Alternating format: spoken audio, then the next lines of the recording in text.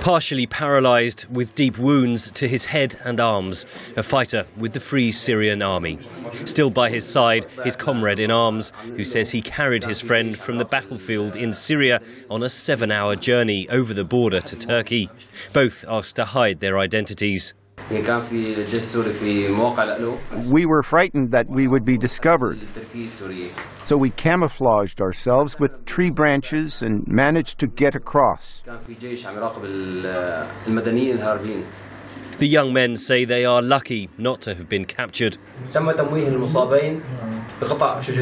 There are so many soldiers along the border, and the government forces are looking for anyone trying to escape to Turkey. Any injured opposition fighters or protesters in Syria have two options. They can either get treated in underground clinics in Syria, or they can come over the border and get treated in Turkish hospitals here. Both entail huge risks. The Syrian army has reinforced its positions along the border. When VOA visited the town of Guvechi overlooking Syria in December, there were no Syrian soldiers.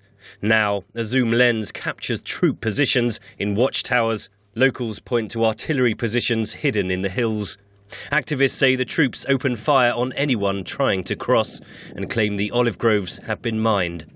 Videos posted online are impossible to verify, but they match accounts from FSA fighters who say Assad's forces are using heavy artillery, including helicopter gunships, against towns and villages just over the border.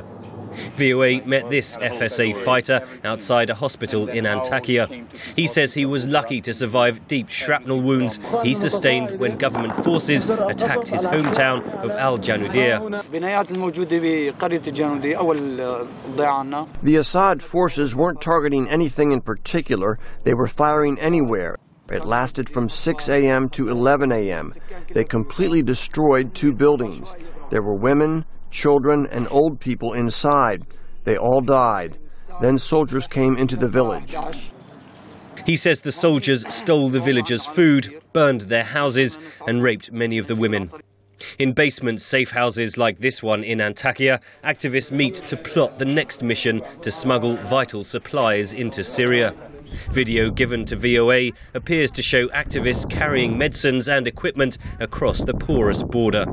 Missions like this are a vital lifeline for the opposition, but they are becoming more dangerous by the week. Henry Ridgwell for VOA News, Antakya, Turkey.